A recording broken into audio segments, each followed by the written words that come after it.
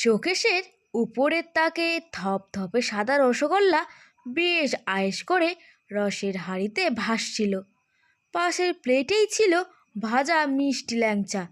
ল্যাংচা একটু মন মরা হয়ে বসে আছে দেখে রসগোল্লা বলে উঠল, কি ব্যাপার ল্যাংচা ভাই, আজকে মনটা একটু ভার মনে হচ্ছে।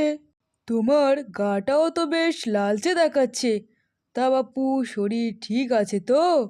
আর বলো না রসগোল্লা দাদা, শরীর ঠিকই আছে।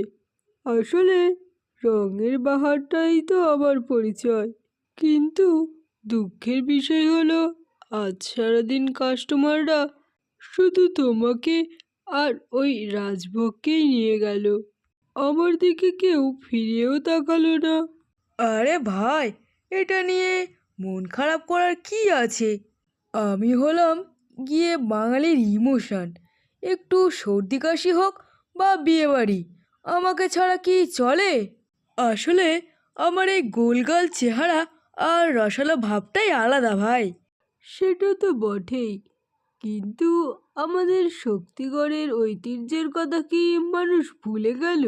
আমার এই লম্বাটে গড়ন আর ছানার ভিতরের সেই ভাজা স্বাদ, এ তো আর কোথাও পাবে না। ঠিক তখনই পাশ থেকে মাথা চাড়া দিয়ে উঠল এক টুকরো সন্দেশ। এই এই, তোমরা দুজনেই থামো তো। রস আর তেলের লড়াই বন্ধ করো। আসলে মানুষ এখন অনেক বেশি স্বাস্থ্য সচেতন, তাই আমাকেই বেশি পছন্দ করে। হালকা মিষ্টি, একটু নলেন গুড়ের গন্ধ, ব্যাস কেল্লা ফতে। আরে রাখো তোমার স্বাস্থ্য, রসগোল্লা না খেলে কি আর পেট ভরে?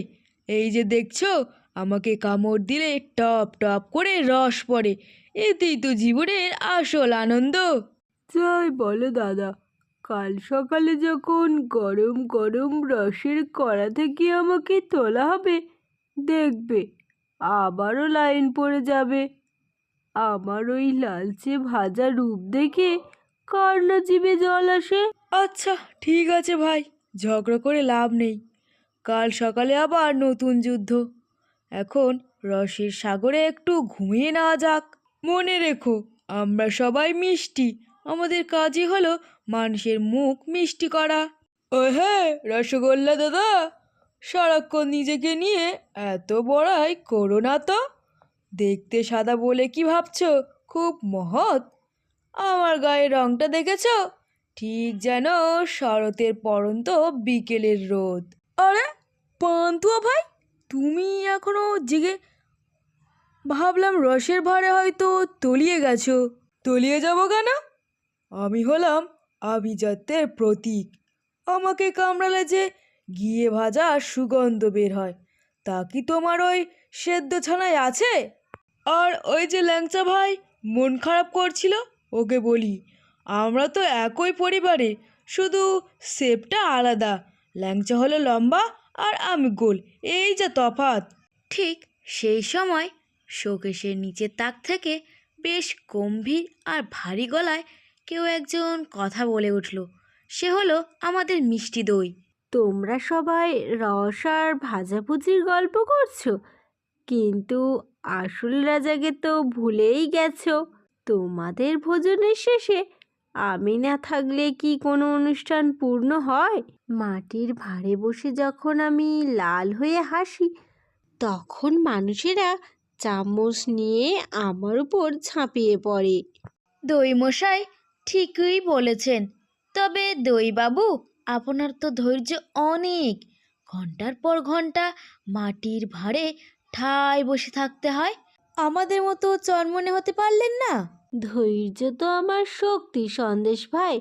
যার মিষ্টতা যত গভীর, তার ধৈর্য তত বেশি। আর ওই যে রসগোল্লা আর পান্তুয়া ছটফট করছে, ওগুলো তো বাচ্চাদের পছন্দ। বড়রা কিন্তু শেষ পাতে আমাকেই খোঁজে। তাই বলো ভাই, কাল সকালে যখন দোকানের কড়াইয়ে ঘি আর রসের গন্ধে ম ম করবে, তখন আমরা সবাই আবার বন্ধু হয়ে যাব। কেউ আমাদের প্যাকেট বন্দি করবে, কেউ আবার শালপাতায় নিয়ে নিজের মনের সুখে খাবে।